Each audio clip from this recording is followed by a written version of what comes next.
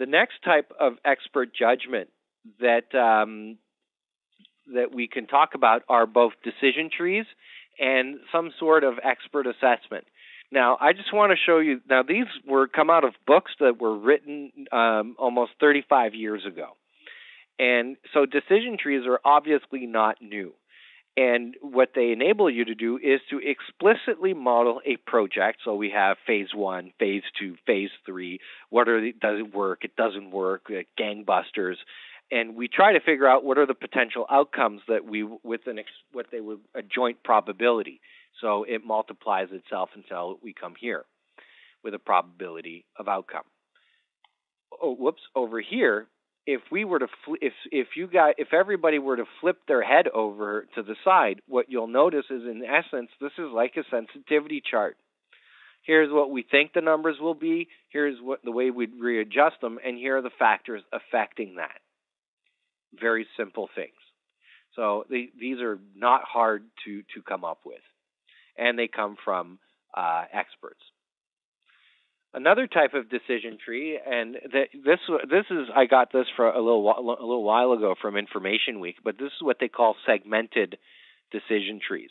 So essentially, people are looking. This was a military example because I picked it up like in 2004, 2005, and really what they're trying to do is they're trying to land a missile somewhere. Not a great example, but I would probably liken it to purchasing something. So you would have two different systems. So you might have the local system and the corporate system, and your customer that is in both of these.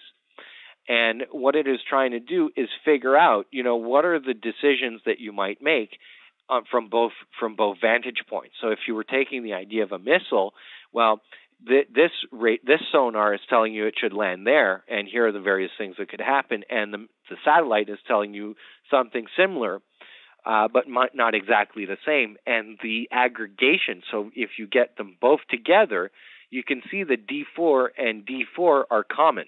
So when they put them together, D4 is, so if you were working with a customer, it could be they want to buy aspirin. They come in for Pampers and they leave with aspirin.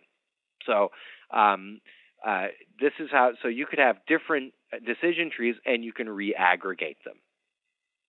Very useful if you have a lot of data and the appropriate data mining tools, amongst others. Some of which are in the DTS suite.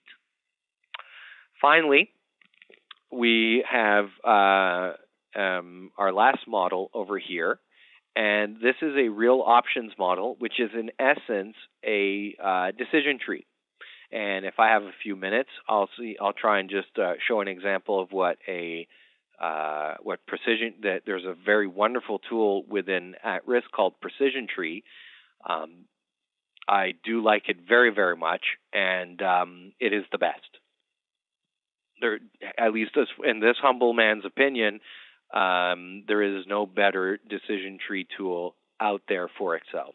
Okay, now that I've thrown the flowers and the check's going to be in the mail from Palisade, let's move back to our example. Okay, don't save, and let's open up our recent models, and we have over here our gold option. So over here, we have our very simple. We have a very simple model over here, and it's a lattice model. So as usual, let's start with the basics. So we went to the World Gold Association, and this data is available online. And look at that. It starts in 1971 again. Everybody loves 1971. And this is the gold price, the actual gold price over the last 40 years, ending in, let's see, ending in May of 2011. And we have used the returns over here. And what we have is, as we did previously, we fitted a curve looking at and we looked at the volatility. Okay, so what are the input? So for this particular example, we just wanted to define a very simple model revolving around what a decision tree is. Obviously, there are a lot of things that might affect gold prices. Probably, if you want to get fancy about it, you can talk about econometrics. Governments are swimming in debt, and the more debt they have, the more gold is valuable. So, we could probably attribute that as a factor. There are other things, currency, monetary policy, what's happening. So I did not look at these. I just basically took what they call a univariate time series. So I'm looking at a very simple, I'm looking at one variable independently of all others, and I'm looking at how it would progress. And using a polynomial, we can see that we have a 80.8629, so over here, what we did is we projected this orange line as a projection. So it is this forecast that we have over here. So obviously, if we were looking at it over time, it would look very much like a line, okay?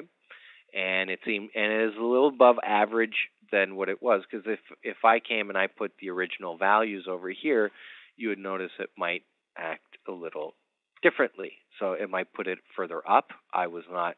So when it fitted it, I decided to readjust it to 0.695, and that'll do that. Or we could even put it at 0.685, and you see you'll get a much closer trend. Now, the objective, of course, is just to get a sense of where we feel the price of gold might be going over the next 5 years. So we use this over here in a very simplistic model where we have the selling price of gold, where we have a benchmark where we think it's going. So this is our trend. So what we did is we used the forecast over here, and then using the return, so the volatility that we calculated, so the mean volatility the mean returns and the 60-month volatility, we created the same distribution as a GBM. So if we hit a F9, we'll see that the market returns will change. And then over here, we just extrapolated we could have applied a much more sophisticated model, but we just wanted to get a sense our production costs. So you could have complete models built around each one of these columns. And in here, what we have, so we said, well, we have first mine we'll invest over here, okay, $50 million over 10 months, and that will bring on this capacity. And you'll see, and that capacity is 1.2, and it costs us, our production costs by 1.2. And then at one point, when we bring on the new stream online, well, we're making the assumption that our production costs will start going down at 2% per month. So here it was going up because as there's less gold in the ground, the more expensive it costs to get it out. I say it could be 2%, 5%. I am not aware of the learning curve that we have here. There's a learning curve. And we said, well, it's going to change. It's going to go down again for a little while after we make a further investment. Then we have our overhead. So, which is here we just said, well, typically over time we had our overheads 30% with a standard deviation of 2, so that calculates the actual dollar amount. Then our net profit is no more than taking our gross margin less our net profit. So less our overhead gives us our net profit. We have our production in ounces, and this tells us how much we made. So every month, how much this mining installation is generating. And what we're seeing here, and I didn't forecast it essentially, but I could have applied an at-risk output. We could see that here's what we feel our revenue. So it's probably somewhere in the vicinity of around $375 million. And we're generating that revenue with a $125 million investment over 5 years. So how does this look? So then we use this. So using these numbers, we went out, we looked, and we figured the risk-free rate given is probably somewhere around 1.5% with a standard deviation of 1.25% with a standard deviation of 0.25, and we put in our value. So we figure to us the value of this is worth $378 million. The estimated volatility around annual volatility is 17%. So this is a lattice model, and we've built it out in two ways. We use both a risk-neutral method that has been extensively written on, and there's another method that was published by Chen and al., which is also a lattice model, but accounts for a failure in the second phase. So if phase 2 has, if the price is not there or the costs are too high or, we screwed up internally in the way we were going to do this project, it could die. So we created a failure percentage around there as well. And so the conventional NPV, so if we came back, because what we're going to be talking about is expanded NPV. And I'm going to explain that notion. So let's start about what is the difference between expanded NPV and regular NPV, and what's the relationship to time series. Well, first of all, a lattice model is related to time series because lattice models happen out over time. Again, to be consistent with what we've done, we've stayed within the 60-month framework. But we could have gone out to 120 months. We could have broken it down by individual months. So instead of it being from 0 to 12 to 24, it could have been 0, 1, 2, 3, 4. We can go out to 10,000. Obviously, the more granular, the further out your lattice would go, the more precise what you're looking at is. For this case, we kept it very simple, and we wanted it to fit on a page. So some of the things that go into a lattice model to calculate the upwards and downwards movements, of the asset, so up and down, and then you'll notice that you calculate these things going up this way, and it uses an up multiple, which is automatically calculated using this formula, which we have over here. And underneath, it's the very same, but it's using the down multiple. So it's like this goes here and here, this guy goes here and here, he goes here, and so on. And I wish I had a pen to show this off, but Mr. WebEx is being angry with us, so we can't do it. And of course, because these models are recursive, you need to come back. So you take the value that you came up at 60 months through what would be your possible values, and then you need to recurse them back until you have an option value. And then the other method, and then of course what you'll see over here is that this pink zone over here is that there's a failure rate. So what you're doing is that you're calculating the option value even if the project failed. So you don't have to do that, but this is one way of doing it. And then you have the risk-neutral method that we sourced from MUN, and it's more or less the same thing, except you have an additional lattice to model out what the failure would be. So you have a phase 1 option and a phase 2 option. So if you wanted to take an option on the value of what that was, so what would it be worth to the company now, doing that project or not, that is 91.06. So it's an NPV of 91.06. And on phase 2, doing both phases, it would be 200. So why is this important? What's the difference? What's expanded NPV? Well, conventional NPV assumes that every decision will be made up front. So when you build out your project model and you evaluate it and you cost it, every decision is considered to be made. We'll sell it here, we'll buy it this, the price is this, everything is set. And that gives us a yield of about $60 million. However, what really happens is that you have people that are working on these projects that can say, hey, wait a minute, the price of gold has gone down, we should not do this. Or our production costs have skyrocketed in this installation, it's not worth producing anymore from there. So they might decide to cut the bleeding and stop it at month 36. That's why you could have a 30% chance here of it failing.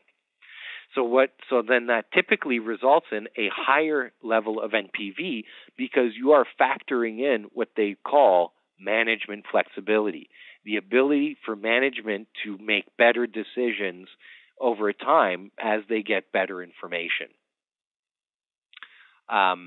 So let's see how this looks and just compare these, and then after that we can wrap up and do a Q&A. Okay?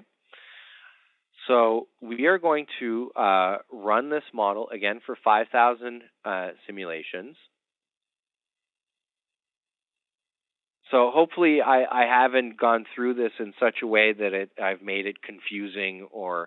Now, while we talk about this, one of the key methods, the differences between Chen and Mun, is that Chen's approach will take the value of the asset and it will discount it 5 years from now. So what we're looking at is if in 5 years from now this will have generated us 385. Well, today that 385 is worth 361. Whereas with the other risk neutral approach, what you're doing is that you're discounting at each step of the lattice. So that's the main difference with the math. And so if we look at this, what we can see is that if we wanted to, there's a 100% chance that we'll do better than 55 million as an NPV with this investment. And we have a 90% chance, okay, if we pull this guy over here. So we have 9 times out of 10. All right, and we can actually double click that. This is a very cool feature. Okay, so put that at 10.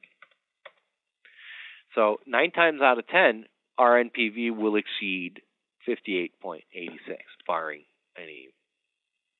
However, if we come back and we look at the expanded NPV with Chen, even though there is a failure percentage, okay, there is a 9% chance, okay, a 90% chance that we are going to be doing better than 105. $106 million. So right there, that investment may be, using conventional NPV or the conventional hurdle rate, we might have passed over that project. Whereas because if it goes bad, we can stop the bleeding and keep it profitable, or keep the bottom line of that initiative profitable, we have a higher possible NPV. And then and of course this is because we're associating a failure rate. I will show you what happens when we remove the failure rate. And over here, what we're seeing is that with a failure rate, with this, maybe with MUN, it's a little less. So the expanded NPV doesn't seem so exciting here. However, I'm just going to delete that and put 0%, and I'm going to show you, because maybe based on gold, there is no reason why there would be no commencement on that other project. So this type of approach is very good when you're looking at things where there's uncertainty or there are steps. So if you were in pharmaceuticals, you might have that same option, but with 5 steps mimicking the approval process of the FDA. If you were doing IT, you might have a governance process where a project could get killed at various stages of its existence. So now that we've killed the failure rate, let's look at now you'll notice that if you compared a traditional NPV of 60 with one with a mean of 237, maybe you might want to invest in these projects more. And, if we compared them, based on these numbers, there are 2 methodologies with different risk profiles. So as everything else you would do in risk analysis, you would have to pick the methodology that makes more sense to you. And again, you'll see that you have a minimum of 245 with a mean of 261. Again, factoring in. So we're looking at almost a $200 million difference against. So that might make a huge difference on whether or not to invest. So some of the other things to bear in mind before we wrap up? We can look at these as decisions we can build these out in different ways. Should we abandon an installation? So when do we cut off the bleeding? Use a lattice model for that. When do we expand? So should we add further like we did with the phases in this? But we can build that out as a decision tree model. And as you can see, it's lined out over time, and I do consider this to be a time series method. So that concludes this model. Just very simply, I'm going to take one last second and show you the precision tree tool, and we'll open up to questions. I'm not going to actually do any demos here, but I will open up a few things. This is truly a wonderful. So we're going to hear, and we have over here precision tree, and we're going to. Okay, that was very nice of you. Let's come up with the example spreadsheets, and we can take an oil one here very simply, and this is a decision tree on whether to drill or not. And what you can see is that it is very easy to build this out. So if I double click on this, I can create decisions, logic, references, list out the branches, and add all the formulas that I want, including at risk. So I can make this a probabilistic decision tree. And there is one thing lest we not forget, you can get a decision, so what they call a policy suggestion. And it will go through and it will filter out and it will tell you what is the smartest decision that you should do, or what would be the most optimal decision tree that you would try to achieve. And here it is. So it eliminates all the noise and it tells you which one of these decisions would be most.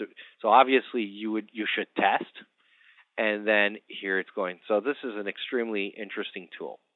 So that concludes my presentation. If you have any questions, please do not hesitate to give me a call. What I'm going to do is I'm going to take a second and just amend something very quickly. So that concludes that. Thank you. Do you want me to do you want me to read off a few questions that have come our way? Yeah, by all means. I've got one. It's a while back. Let me go back. Just take me a second. Wonder what your comments are on this. Fourth law of forecasting not necessarily true. If the time series being forecast contains both short and long-term trends and your methodology is biased toward the long-term trend, then your short-term forecast may be awful, but your long-term may contain relatively small absolute errors. Wondered what you thought of that observation. Well, it's because it goes back to the methods that short-term forecasting is a very difficult process, and long-term, because when you're working with long-term forecasts, you tend to have. Let me break this down. The first thing I like to do is I like to separate them. Okay, so a short-term forecast is for certain purposes within the business, and a long-term forecast is for others. And the types of decisions that I will make based on each one of those forecasts are different. So you're absolutely correct that if you took a very long term and you projected a trend, because you have 40 years of data and you wanted to project 15, and it is a fairly stable industry, overall, you might get decent numbers with a relatively, and this harks back to aggregation. And of course, with near periods of time, if you're working within a short-term forecast, obviously, if I have data from the last 3 months or the last 12 months, those are probably much more indicative of what might be happening for the next 3. So 2 different methodologies, 2 different sets of decisions. Hopefully that kind of answers the question. Thank you. Let's see if we have. I'm glad we had some during the presentation. Let's see if we have a couple more. We do have a number of questions. Please send us your PowerPoint slides, and also the questions come up about, can we have these models? I do want to say that I don't think Eric's going to share these great models necessarily just by emailing them to our fans, but I certainly welcome you to reach out to Eric and have any questions that are really in-depth questions about his models. He'd really like to hear from you. And I can send out his, yeah, perfect. And I will send out his contact info in my follow-up email. And also we'll have a link to the recording of this webcast too. So. Yeah, we would not want people not to know where to reach me, right? And I would add that you can reach me at these numbers, and my extension is 101. And my email is eTorkia, that's ETORKIA, at Technology Partnerz, written as it is up here, .com. Great. Now I'll put that in my anybody who wants to reach out to me or book some time to discuss some of these things, I tend to want to say that some of these things were put together more as to exemplify the methods than actually trying to forecast gold over. That's actually that's a a lot of work goes into these types of forecasting projects. Yes. So what about any other questions? Just have one in the previous table showing investments of, what is this, 50 million, 5 million in the last column. Many rows have been left blank. What's the significance of blank rows in that table?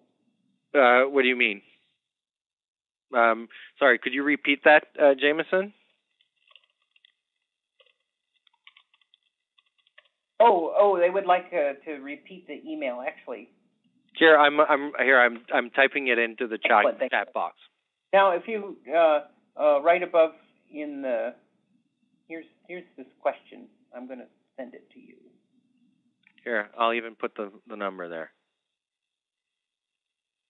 I sent you that question. Okay, there you go. In the previous, okay, got it.